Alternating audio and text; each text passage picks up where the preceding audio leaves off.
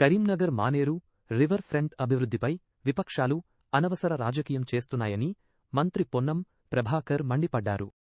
గత ప్రభుత్వం పెట్టిన బకాయిలను తామే తీరుస్తున్నామని స్పష్టం చేశారు. నగర ప్రజల ఆరోగ్యానికి శాపంగా మారిన డంప్ యార్డ్ తరలింపు కేంద్ర సహకారంతోనే సాధ్యమన్నారు. ఫెడరల్ వ్యవస్థలో భాగస్వామ్యంగా కేంద్ర మంత్రి ఖట్టర్ ఈ సమస్యపై సానుకూలంగా స్పందించాలని ఆయన ఆకాంక్షించారు.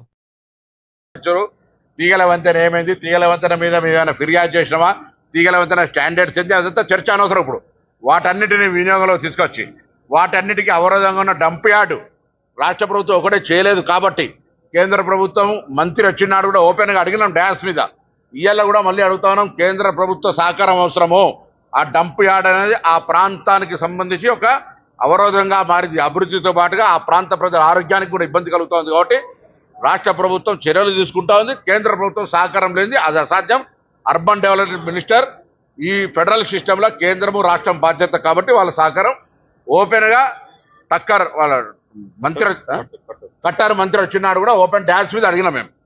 మంత్రి గారు కూడా ఇక్కడ నుంచి ప్రాధాన్యత చేస్తున్న మంత్రి గారు సహకారం మళ్ళీ ఒకసారి మీ ద్వారా కోరుతా ఉన్నా, దాని మీద కొంత సీరియస్గా వర్క్ చేయమని కోరుతా ఉన్నాం. సరే తీసుకుపోయేది ఎక్కడికనే ముందు అక్కడ నుంచి తీసేసాం, మళ్ళీ దాన్ని వేడిగా